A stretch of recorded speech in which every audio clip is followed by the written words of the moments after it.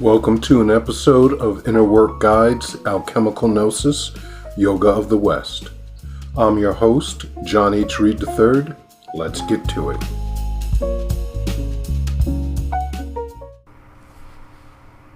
This is a series of interviews conducted by Perseus Arcane Academy back in September of 2024. They asked some questions and I recorded my responses, and I've turned them into a series of recordings for the podcast. Enjoy.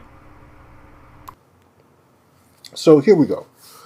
Personal journey and experience. You mentioned having over 3 decades of experience in alchemy. Can you share a pivotal moment in your journey that significantly shaped your understanding of alchemical gnosis?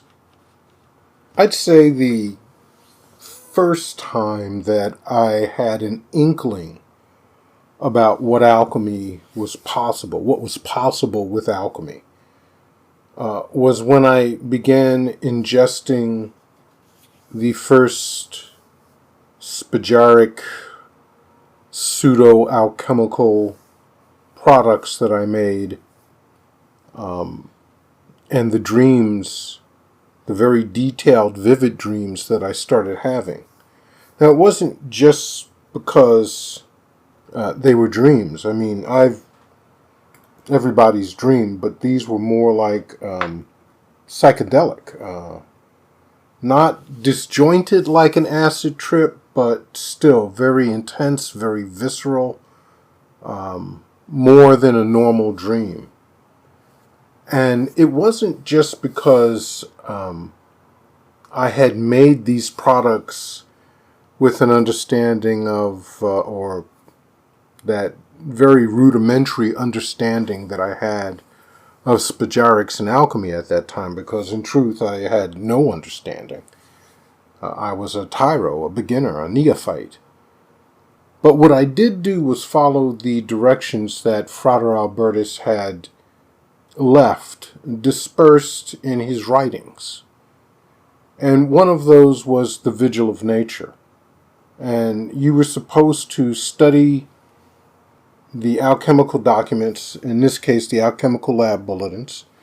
There are 53 of them, so if you study one a week, you will get to the end of a year at 52, and at the 53rd, you can inaugurate your physical work in the laboratory. And that's exactly what I did. And that's a test in itself.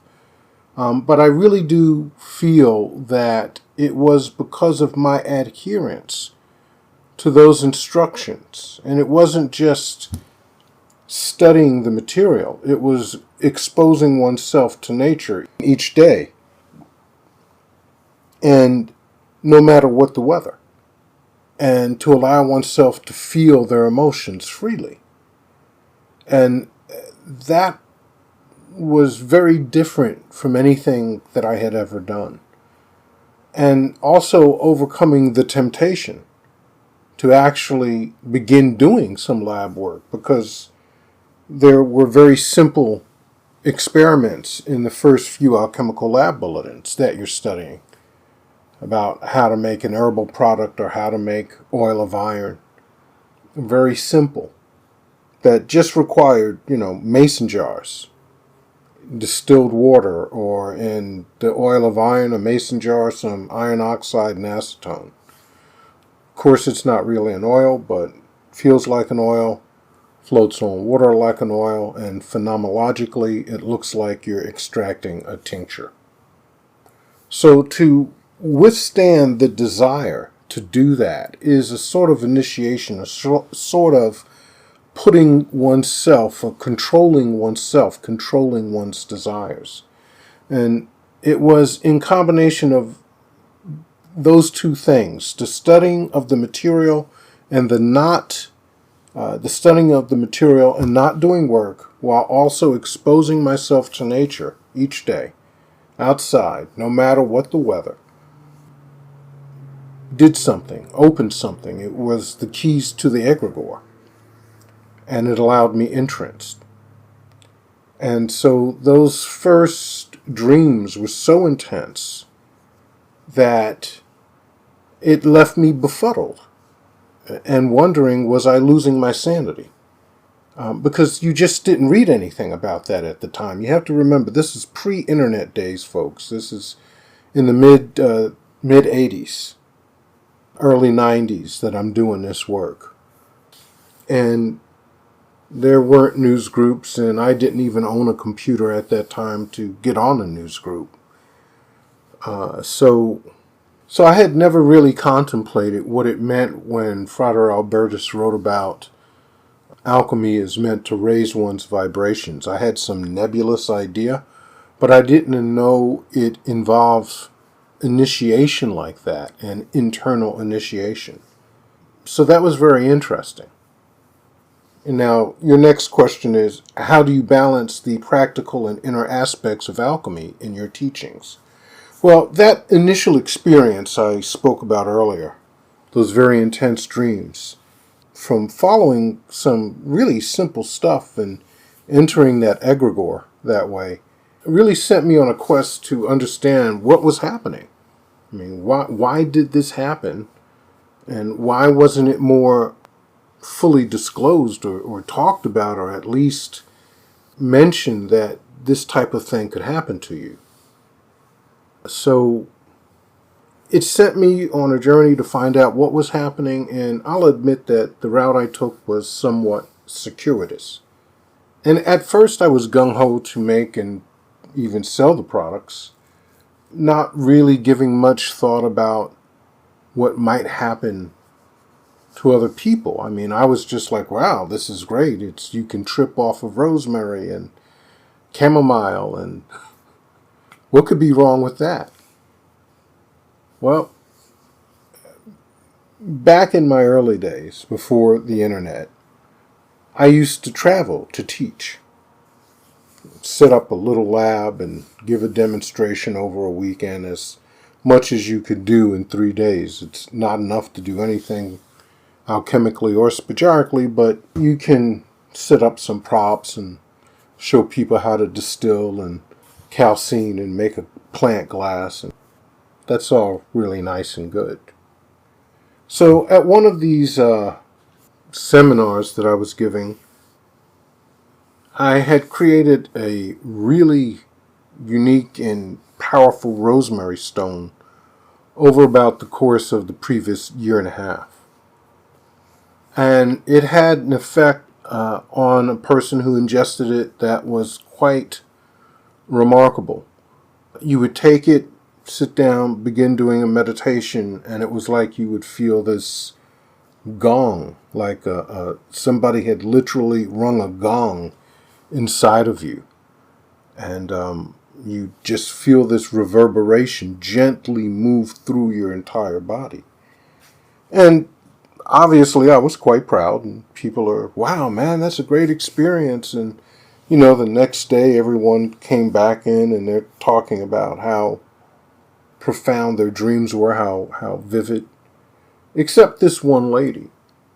And she was upset, quiet, not upset, after asking, well, everybody else had an experience. You had to have experienced something. I just had never heard of anyone not experiencing something after taking it. And she finally just blurted out in a very angry manner, I said I didn't feel anything and I don't want to talk about it. Now, obviously, the woman did feel something, and it had touched something she wasn't ready for. And that was my first introduction to how unique and profound these products are. And, you shouldn't be playing with it. But of course, I needed another lesson. So there was a lady I used to work with when I was programming at a company in Long Island. She knew about some of the stuff that I did as far as making herbal products and things. And she asked to try some. And this time it was a liquid rosemary product. Again, rather unique in its confection, quite opening as far as dreams and things. And so she went and took the product and came back the next day and accused me of wanting to rape her. And she said that I had to have given her drugs because she'd never had dreams like that before in her life. I assured the woman that I did not know where she lived and did not want to know where she lived and had no intention of ever wanting to rape her. And that's when I realized that, hey man, this stuff is not candy, especially the advanced herbal products and the tinctures made from crystals and gems.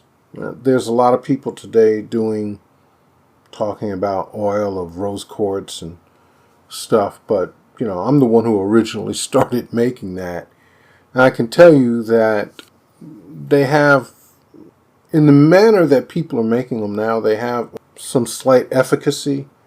But if you're going to try and use those things for initiation, only the stuff that Basil Valentine's dexterous distillation has been performed on is even capable of providing that type of experience.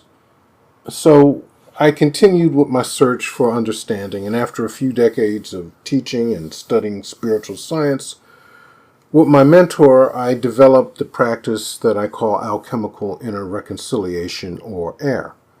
And its main goal is to lead a person to alchemical Gnosis.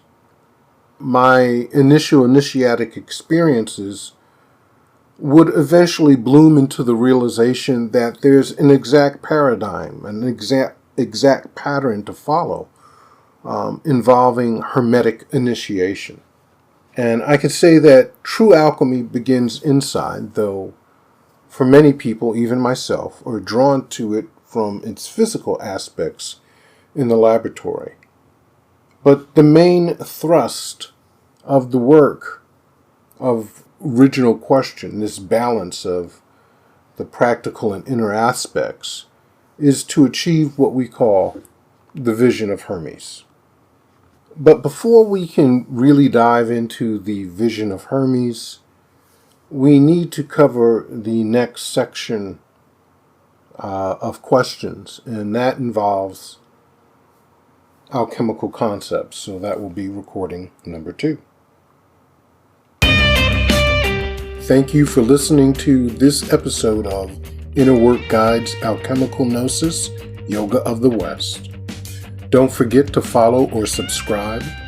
Visit our website at www.innergarden.org for more information about Hermetic training in practical laboratory alchemy or inner work. Write to info@innergarden.org.